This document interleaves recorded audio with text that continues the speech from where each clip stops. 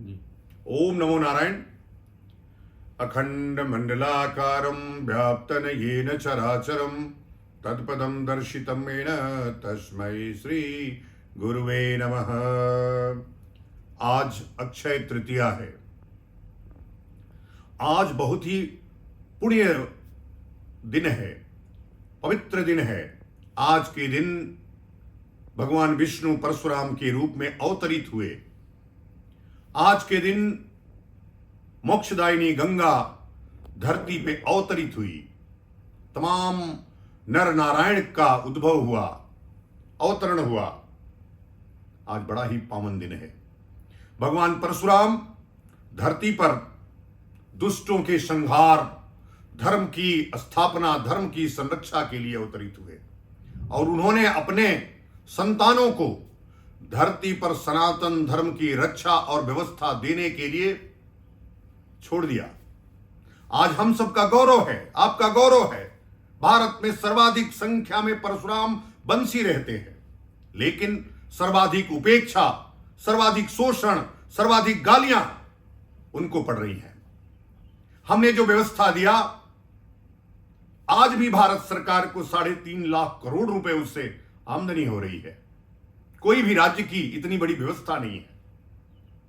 हमने एक एक मठ, 12 ज्योतिर्लिंग हो या 51 शक्तिपीठ हो या जितने सिद्ध मंदिर हो, ऐसे लगभग 4 लाख धर्मस्थलों पर, 4 लाख नहीं 20 लाख धर्मस्थलों पर, 4 लाख तो सरकार के पास है, 16 लाख अभी प्राइवेट है। ऐसे धर्म स्थलों पर लगभग आधी आबादी से ज्यादा लोगों को भोजन दे रहे हैं। हमने ऐसी व्यवस्था दिया। कुम्हार को, नाई को, हजाम को, काश्तकार को, बढ़ई को, एक एक व्यक्ति को, माली को, फूल बेचने वाला, नारियल बेचने वाले को, ब्राह्मण को, पंडित को, क्षत्रिय को, सबको व्यवस्था हमने दिया। सबके पेट का, सबके शरीर पोषण का, उदर पोषण का ध्यान रखा। इसलिए आज सर्वाधिक उपेक्षित है। कारण क्या है? चूंकि बौद्धिक कौम है, इसलिए इकट्ठा नहीं हो पाती। जिस दिन इकट्ठा हो गई, फिर से भारत परम वैभव को पहुंच जाएगा, फिर से व्यवस्थाएं वो लागू हो जाएंगी। इसलिए मैं परशुराम वंशियों से कहना चाहता हूं, परशुराम की तरह फिर से एक बार उठ खड़े होइए। उपेक्षा के लिए उपेक्षित मत होइए।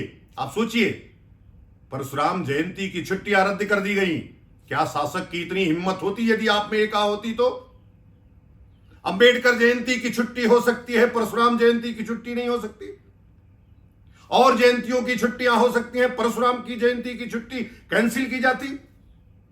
इसलिए मैं आपसे कह रहा हूं, राजनीतिक व्यवस्था जो भारत में अभी लोकतांत्रिक चल रही है, उस पे यदि आपका फिर से चाहिए पावर, तो इकट्ठा होइए। और इकट्ठा नहीं होंगे तो ऐसे ही लोग सोचेंगे, अरे ब्राह्मण साला जाएगा कहां। ऐसे ऐसे शब्दावलियों का प्रयोग होगा आपके लिए। तो एक बार पूरे दुनिया के ब्राह्मणों को एक छत्र पे लाने के लिए, इकट्ठा करने के लिए प्राण प्राण से लगा हुआ हूं। कोई धार्मिक संगठन बनाने वाला नहीं हूं, लेकिन मैं चाहता हूं कि राजनीतिक जो परशुराम की विरासत थी वो आपको मिले।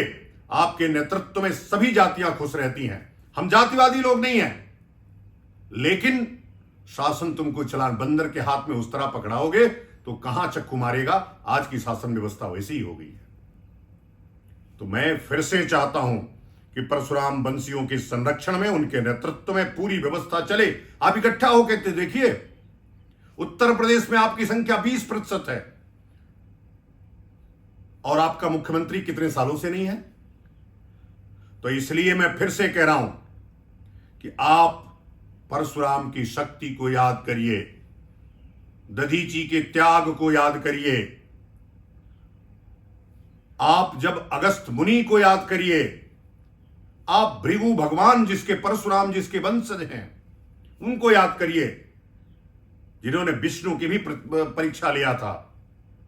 इसलिए आप कोई सामान्य व्यक्ति नहीं है, आप अवतारी व्यक्ति हैं। आपका अवतार हुआ है मानव की रक्षा के लिए, सहायता के लिए, लेकिन आप ही बर्बाद हो जाएंगे, वैदिक सिस्टम ही खत्म हो जाएगा, तो आप रह के क्या करेंगे? इसलिए इस राष्ट्रवादी व्यवस्था को, ब्राह्मण सामान्यतया जन्मना राष्ट्रवादी होता है, उसको राष्ट्रवाद सिखाने की आवश्यकता नहीं होती। इसलिए मैं आज परशुराम जयंती पर आपको संकल्प दिलाता हूं कि आप इकट्ठा होइए और इस पूरी राजनीतिक व्यवस्था पे अगर कब्जा करना है तो केवल और केवल जिस दल से कोई ब्राह्मण चुनाव लड़ रहा है उसके समर्थन में खुल करके आइए, खुल करके रहिए। कम से कम कुछ नहीं होगा, चुनाव हारेगा भी तो आपकी संख्या तो पता चलेगी कि आपकी संख्या कितनी भारी है।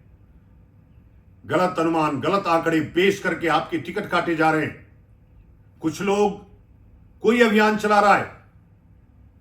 तो इसलिए मैं जानता हूं कि राज व्यवस्था केवल ब्राह्मणों के संरक्षण, उनके नेतृत्व में ही ठीक दिशा में चलेगी।